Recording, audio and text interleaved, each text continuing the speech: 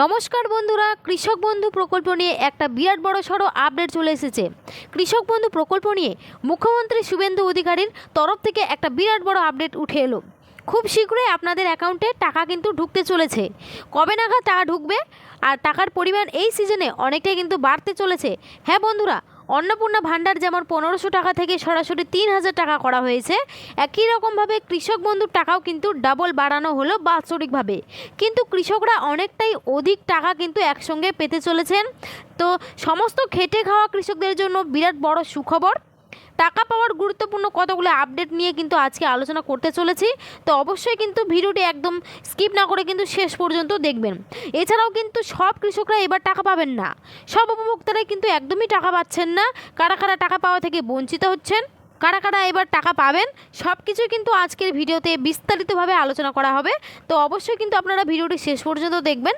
আর বলবো, চ্যানেলে কেউ নতুন দর্শক হলে অবশ্যই চ্যানেলটিকে সাবস্ক্রাইব করে পাশে থাকা বেল আইকনটি অন করে রাখবেন এই ধরনের গুরুত্বপূর্ণ আপডেট সবার আগে পাওয়ার জন্য। তো চলুন দেরি না করে ভিডিওটি শুরু করছি।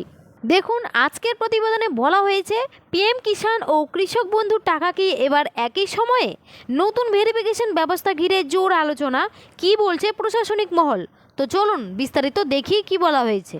রাজ্যের কৃষকদের মধ্যে গত কয়েকদিন ধরে একটি বিষয় নিয়ে ব্যাপক আলোচনা শুরু হয়েছে। কেন্দ্র সরকারের পিএম কিষাণ এবং পশ্চিমবঙ্গ সরকারের কৃষক বন্ধু প্রকল্পের আর্থিক অনুদান ভবিষ্যতে কি একই সময়ে ব্যাংক অ্যাকাউন্টে জমা পড়বে? এই প্রশ্ন ঘিরে গ্রামাঞ্চল থেকে কৃষি মহল সর্বত্রই কৌতূহল বাড়ছে।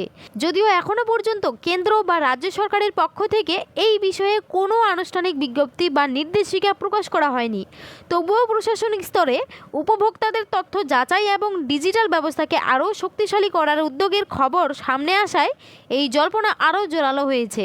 রাজ্যের লক্ষ লক্ষ কৃষকের কাছে এই দুই প্রকল্পই অত্যন্ত গুরুত্বপূর্ণ। একদিকে কেন্দ্রের পিএম কিষাণ প্রকল্পের আওতায় যোগ্য কৃষকরা বছরে মোট 6000 টাকা 3টি সমান কিস্তিতে পান। অন্যদিকে পশ্চিমবঙ্গ সরকারের কৃষক বন্ধু প্রকল্পে জমির পরিমাণ অনুযায়ী কৃষকদের সর্বোচ্চ 10,000 টাকা পর্যন্ত আর্থিক সহায়তা দেওয়া হয়। এই দুই প্রকল্পের অর্থ যদি একই সময়ে কৃষকদের ব্যাংক অ্যাকাউন্টে পৌঁছায়, তাহলে চাষের মরশুমে বীজ, সার, কীটনাশক, সেচ এবং অন্যান্য কৃষি উপকরণ কেনার ক্ষেত্রে তা বড়সড় আর্থিক সহায়তা হিসেবে কাজ করবে বলে মনে করছেন কৃষি বিশেষজ্ঞরা।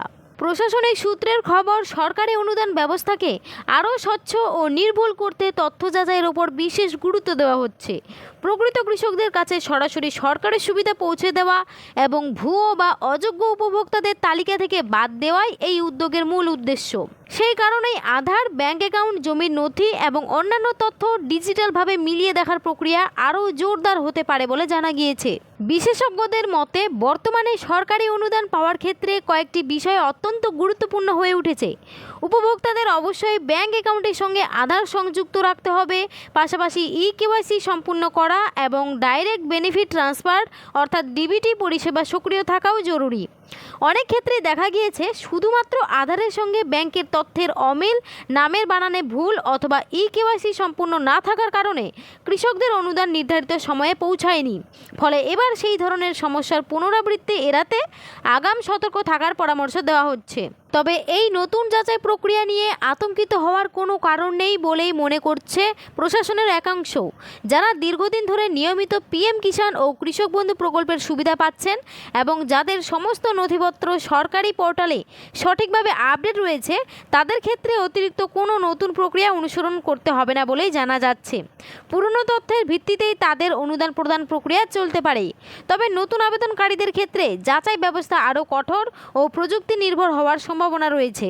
এদিকে বিভিন্ন ব্লক কৃষি দপ্তর, পঞ্চায়েত এবং কমন সার্ভিস সেন্টার অর্থাৎ সিএসসিএ ইতিমধ্যে বহু কৃষক নিজেদের নথিপত্র যাচাই করাতে ভিড় করছেন বলে খবর।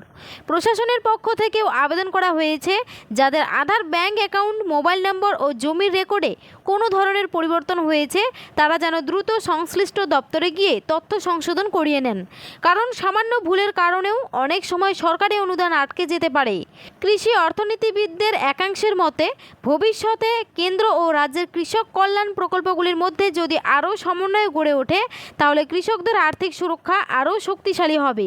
একই সময়ে অনুদান পৌঁছালে কৃষকদের নগদ অর্থের সংকট অনেকটাই কমবে এবং চাষের গুরুত্বপূর্ণ সময়ে প্রয়োজনীয় কৃষি সামগ্রী কিনতে সুবিধা হবে। তবে এই মুহূর্তে সবচেয়ে গুরুত্বপূর্ণ বিষয় হলো এখনও পর্যন্ত সরকারিভাবে কোথাও ঘোষণা করা হয়নি যে পিএম কিষাণ ও কৃষক বন্ধু প্রকল্পের অর্থ একসঙ্গে দেওয়া হবে। ফলে এই নিয়ে আলোচনা চলছে, তা মূলত সম্ভাবনা ও প্রশাসনিক প্রস্তুতিকেই ঘিরেই। আগামী দিনে সরকার কোনো নতুন নির্দেশিকা জারি করলে তবেই পুরো বিষয়টি স্পষ্ট হবে। তাই সরকারি বিজ্ঞপ্তির ওপর নজর রাখার পাশাপাশি সমস্ত প্রয়োজনীয় নথি আপডেট রাখার পরামর্শ দিচ্ছেন সংশ্লিষ্ট মহল।